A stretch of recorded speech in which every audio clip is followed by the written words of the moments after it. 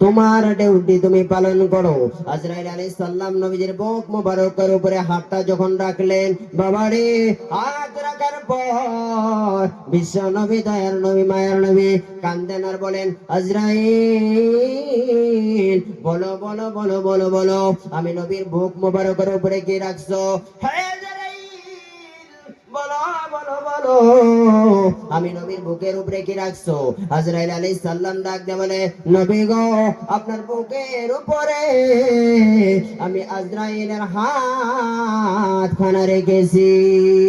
বিশ্ব নবী, দয়ার নবী, মায়ার নবী ডাক দিয়ে বলে, আরে আজরাইল, একটা পাহাড় যদি আমি নবীর বুকের উপরে উঠাইয়া দিতা, আজরাইল রে, আমি নবী অতটুকু কষ্ট অনুভব হইতো না। আজরাইল, তুমি যেরকম ভাবে হাতটা আমার উপরে রাখছো, না জানি আমার গুনাহগার উম্মতের উপরে তুমি হাত কেমন করে রাখো। আজরাইল, আমি নবী সইতে পারি না, আমি নবী সইতে পারি না, কিরকম করে তুমি হাতটা আমার আমি নবীর বুক মোবারকের উপরে রেখেছো? আজরাইল, আমি সইতে পারি না। একটা পাহাড় যদি আমি নবীর উপরে উঠায়া দিতা, এতটুকু কষ্ট অনুভব হতো না। আজরাইল আলাইহিস সালাম ডাক দেয়া বলেন, ইয়া রাসূলুল্লাহ, ইয়া হাবিবাল্লাহ, নবী গো, আপনার গুনাহগার উম্মত যদি এক বিন্দু পরিমাণ, নবী গো, এক বিন্দু পরিমাণ যদি নেকি থাকে, ইয়া রাসূলুল্লাহ, ইয়া হাবিবাল্লাহ, তার জানটা এরকম ভাবে কবজ করা হবে, নবী গো, একটি আটার বস্তার মধ্যে যদি চুল পড়ে যায়, চুলটা উঠাইলে আটার যতটুকু ক্ষতি হয়, তার থেকে কম কষ্ট হবে আপনার নেককার বান্দার। বলেন সুবহানাল্লাহ। ভাইরা আমার, দাদারা আমার, বিশ্ব নবীর রূহ নিয়ে যখন চলে গেলেন, আয়েশা সিদ্দিকা রাদিয়াল্লাহু তাআলা আনহা যখন নাকি নবীজির শরীরের মধ্যে হাত লাগায় লাগায় দেখেন, মানুষ যখন নাকি মারা যায়, আমাদের এখানে তো আমরা হাত লাগায় লাগায় দেখি নাকি? বিশ্ব নবী, দয়ার নবী, মায়ার নবীর শরীরটা হাত লাগায় লাগায় দেখেন।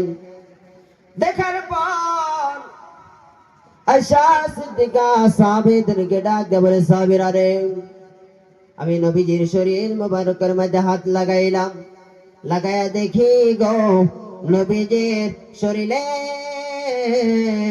একটা পশমের গুড়িও বাকি নাই, প্রত্যেকটা পশমের গুড়িয়ে গুড়িয়ে মৃত্যুর যন্ত্রণার গান ছুটে গেছে। তাহলে বলে আমরা কেমন করে সহ্য করব? আমরা সইতে পারবো? বিশ্ব নবী, দয়ার নবী, মায়ার নবীর শরীরে প্রত্যেকটা পশমের ঘুরিয়ে ঘুরিয়ে যদি মৃত্যুর যন্ত্রণার গাম ছুটে আসে, তাহলে আমরা কি নবীর থেকে আরো নিষ্পাপ?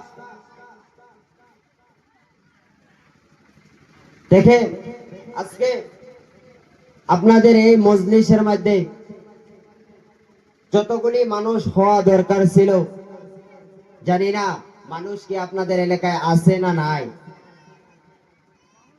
আফসোস, একটা দিনই মজলিসের মধ্যে যদি কোরআন হাদিসের, যেখানে নাকি কোরআনের হাদিসের আলোচনা হয়, 40 জন মানুষ একত্রিত থাকে, সেইখানে একজন ওলি মওজুদ থাকে। বলেন সুবহানাল্লাহ।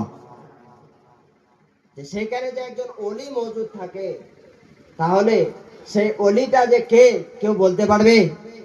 সেই ওলির খাতিরে এই কোরআনের মাহফিলটা আল্লাহ কবুল করে নেয়। বলেন সুবহানাল্লাহ। শুধু তাই নয়, যদি কোনো দিনই মজলিসের মধ্যে আপনি কোনো মানুষকে আয়না যদি জায়গা করে দেন, আপনার জন্য আল্লাহ পাক রব্বুল আলামিন জান্নাতের মধ্যে বালাখানা তৈরি করে দেবে। বলেন সুবহানাল্লাহ।